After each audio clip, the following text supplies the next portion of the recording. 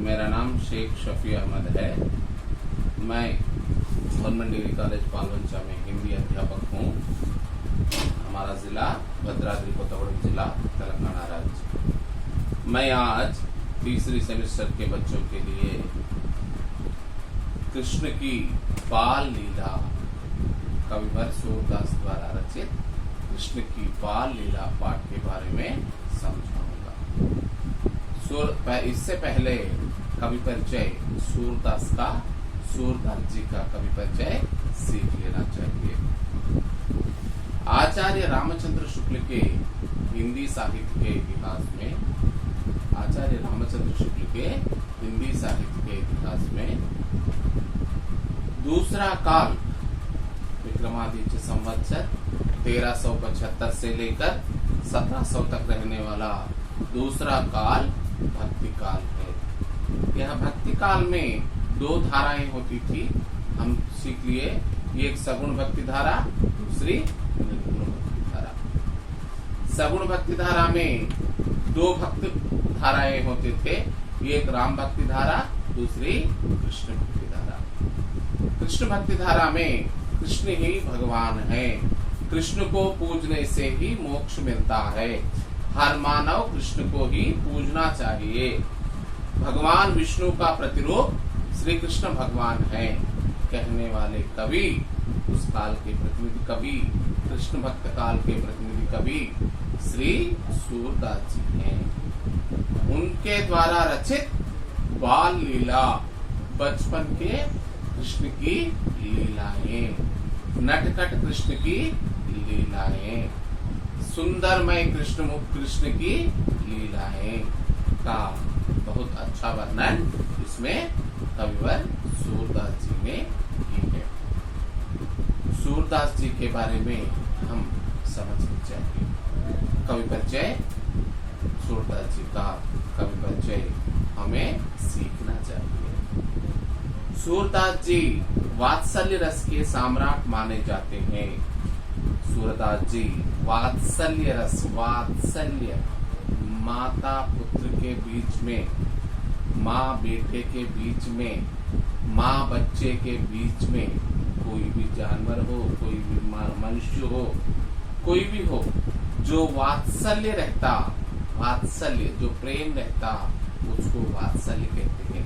वैसा ही वात्सल्य रस के सम्राट श्री सूरदास जी हैं। उन्होंने श्रृंगार और शांति रसों का भी बड़ा मर्मस्पर्शी वर्णन किया है। सूरदास जी ने श्रृंगार रस, नवरसों में श्रृंगार रस और शांति रस का भी बहुत मर्मस्पर्शी मानी छोटे रूप से, सूक्ष्म रूप से उसमें इनका योगदान था, इनका वर्णन किया। सूरदास जन्म तिथि एवं जन्मस्थान के विषय में विद्वानों में मतभेद हैं। सूरदास का जन्म तिथि और जन्मस्थान के विषय में कोई भी निश्चित तिथि और निश्चित प्रांत में इनका जन्म हमें मालूम नहीं पड़ता, क्योंकि विद्वानों में इनके जन्म तिथि और जन्मस्थान के बीच में मतभेद है। साहित्य लहरी सूर की लिखी रचना मानी जाती है। सूरदास की लिखी रचना साहित्य लहरी मानी जाती है। सूर की लिखी रचना मानी जाती है। इनमें साहित्य लहरी के रचना काल में संबंध में निम्न पद्य मिलता है। साहित्य लहरी के रचना काल में, साहित्य लहरी की रचना में जो बातें कही गई हैं, साहित्य लहरी की रचना में जो पद्य लिखा गया है, उसको लेकर हम ज्यादातर सूर के जन्म तिथि के बारे में जान लेना चाहते हैं। मुनि पुनि के रस लेख दसन गौरी नंद को लिखी सुवल संवत फेक। इसका अर्थ संवत 1607 माना जाता है। इसका अर्थ संवत 1607 माना जाता है, अथवा ये साहित्य लहरी का रचना काल संवत 1607 है। अथवा ये माने साहित्य लहरी का रचना का काल 1607 माना जाता है, संवत 1607 माना जाता है। साहित्य लहरी के इस दोहे से हमें मालूम पड़ता है साहित्य लहरी का रचना काल संवत 1607 माना जाता है। इस ग्रंथ में यह भी प्रमाणित होता है कि सूर्य के गुरु श्री वल्लभाचार्य थे।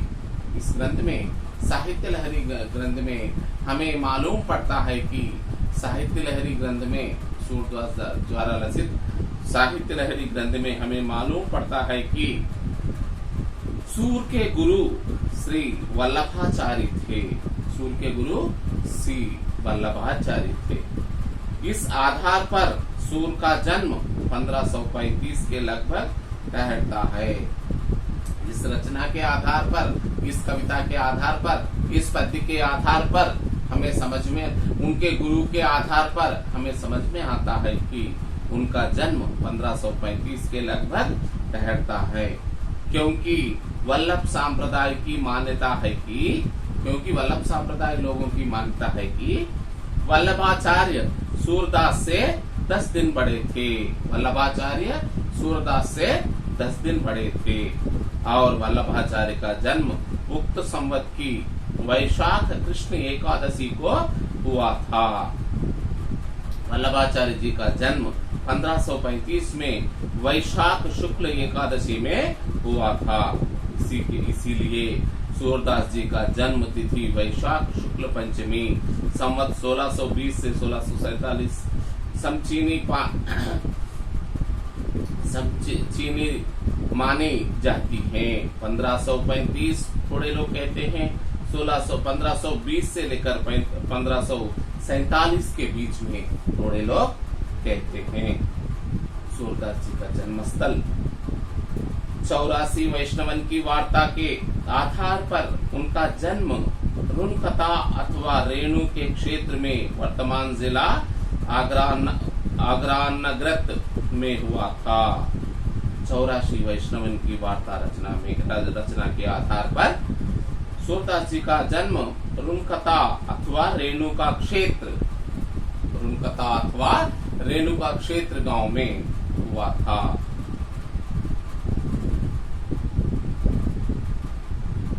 मथुरा और आगरा के बीच गऊ घाट पर ये निवास करते थे। मथुरा और आगरा के बीच बाद में इन्होंने अपना बचपन गुजरने के बाद मथुरा और आगरा के बीच गऊ घाट में इन्होंने बसर करते थे। इन्होंने अपना जीवन बिताया। गऊ घाट में इन्होंने अपना जीवन बिताया। जन्मस्थल 84 वैष्णवन की वार्ता के आधार पर यह हमें समझ में आता है। वल्लभाचार्य से इनकी भेंट वहीं पर हुई थी। इनके गुरु वल्लभाचार्य से इनकी भेंट वहीं हुई थी जहां हम गऊगान बुलाते हैं। भाव प्रकाश से सूर्य का जन्म स्थान सिही नामक ग्राम में बताया गया है। भाव प्रकाश रचना से सूर्य का जन्म स्थान सिही नामक ग्राम बताया गया है। वे सरस्वत ब्राह्मण थे। उत्तर भारतीय के ब्राह्मणों में सरस्वत ब्राह्मण, वे सरस्वत ब्राह्मण थे और जन्म से अंधे थे। सरस्वत ब्राह्मण थे और जन्म से अंधे थे। आईनी अकबरी में संवत 1683 तथा मुतुकबुत तबारीख के अनुसार सूरदास के अकबर की दरबारी संगीत जो में माना जाता है। यहाँ आईनी अकबरी से हमें मालूम पड़ता है। अधिकतर विद्वानों का मत है कि सूर्य का जन्म सिही नामक ग्राम में एक निर्धन सरस्वत ब्राह्मण परिवार में हुआ था। अधिकतर विद्वानों का मत है कि, अधिकतर पंडितों का मत है कि सूर्य सूरदास जी का जन्म एक निर्धन सरस्वत ब्राह्मण में सिही नामक ग्राम में एक निर्धन सरस्वत ब्राह्मण के परिवार में हुआ था। बाद में वे आगरा और मथुरा के बीच गऊघाट पर आके रहने लगे। यह बाद में आगरा और मथुरा के बीच रहने वाले गऊघाट पर आकर रहने लगे। मगर इनका गांव तो सिही लगता है। क्या सूरदास जी जन्मांध थे?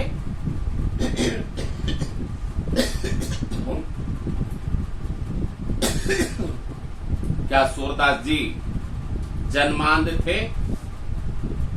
इसके बारे में हम जान लिए तो सूरदास श्रीनाथ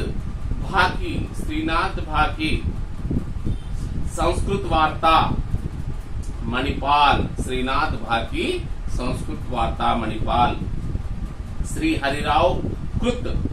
हरिराव से रची गई। भाव प्रकाश श्री गोकुलनाथ की निज वार्ता, श्री गोकुलनाथ की निज वार्ता आदि ग्रंथों के आधार पर जन्म के अंधे माने गए हैं। इन्होंने जन्म से अंधे माने गए हैं, लेकिन राधा कृष्ण के रूप में सौंदर्य का सजीव चित्रण राधा और कृष्ण दोनों की प्रेम कहानी, दोनों का श्रृंगार रस के बारे में सूरदास जी का वर्णन देखा गया तो एक जाना पहचाना आदमी, एक रस को देखा हुआ आदमी, श्रृंगार रस को देखा हुआ आदमी जिस तरह से वर्णन करता है उसी तरह से सूरदास जी वर्णन करते हैं। इसीलिए अधिकतर विद्वान इन्हें सूरदास जी को जन्मांध स्वीकार नहीं करते। अधिकतर विद्वान सूरदास जी को जन्मांध स्वीकार नहीं करते। श्याम सुंदर दास ने इस संबंध में लिखा है, कविवर श्याम सुंदर दास ने इस संबंध में लिखा है, सूर वास्तव में जन्मांध नहीं थे। सूरदास वास्तव में जन्मांध नहीं थे, क्योंकि श्रृंगार तथा रंग रूपादि का जो वर्णन उन्होंने किया है, क्योंकि श्रृंगार तथा रंग रूपादि का जो वर्णन उन्होंने किया है वैसा कोई जन्मांध नहीं कर सकता, वैसा कोई जन्मांध नहीं कर सकता। डॉक्टर हजारी प्रसाद द्विवेदी ने लिखा है, डॉक्टर हजारी प्रसाद द्विवेदी ने लिखा है, सूर सागर के कुछ पदों से यह ध्वनि अवश्य निकलती है कि सूरदास अपने को जन्म का अंधा और कर्म का अभाग कहते हैं। सूरसागर में सूरदास जी ने अपने को स्वयं ही कहा कि वे जन्म के अंधे और कर्म के अभागी कहते हैं, पर सब समय इसके अक्षरार्थ को ही प्रधान नहीं मानना चाहिए, लेकिन हर वक्त इसके अक्षरार्थ को ही प्रधान नहीं मानना चाहिए। इससे हमें कई विद्वान इनको जन्मांध कहते हैं, ज्यादातर विद्वान इनको जन्मांध मानने से इनकार करते हैं, क्योंकि उनकी रचनाओं में लिखे गए रस से, लिखे गए शैली से, लिखी गई भाषा से, लिखी गई भाव से उन्हें जन्मांध स्वीकारने के लिए अनेक विद्वान इनकार करते हैं। उनकी रचनाएं, सूरदास जी की रचनाएं, कृष्ण भक्त कवि सूरदास जी की रचनाएं, सूरदास जी की रचनाओं में निम्नलिखित 5 ग्रंथ बताए जाते हैं। सूरदास जी की रचनाओं में निम्नलिखित 5 ग्रंथ बताए जाते हैं। एक सूरसागर, दूसरा सूर सरावली, एक सूरसागर, दूसरा सूर सरावली, तीसरा साहित्य लहरी, चौथा नल दमयंती, 5वां व्याहलो। 5 ग्रंथ एक सूरसागर, दूसरा सूर रसावली, तीसरा साहित्य लहरी, चौथा नल दमयंती, पांचवा ब्याहलो। यह 5 ग्रंथ सूर से लिखे गए माने जाते हैं। उपर्युक्त के अंत में 2 ग्रंथ अप्राप्त है। उपर्युक्त 5 ग्रंथों में 2 ग्रंथ आज भी अप्राप्त है, नल दमयंती, ब्याहलो। अप्राप्त का अर्थ होता है प्राप्त नहीं होना, नहीं मिलना, नहीं मिल रहे हैं। सूर सागर, सूर सरावली, साहित्य लहरी ही मिलते हैं, लेकिन नल दमयंती, ब्याहलो आज तक भी अप्राप्त है। नागरी प्रचारणी सभा द्वारा प्रकाशित हस्तलिखित पुस्तकों की विवरण तालिका में सूरदास के ग्रंथों का उल्लेख है। नागरी प्रचारणी सभा हिंदी के प्रसार व प्रचार के लिए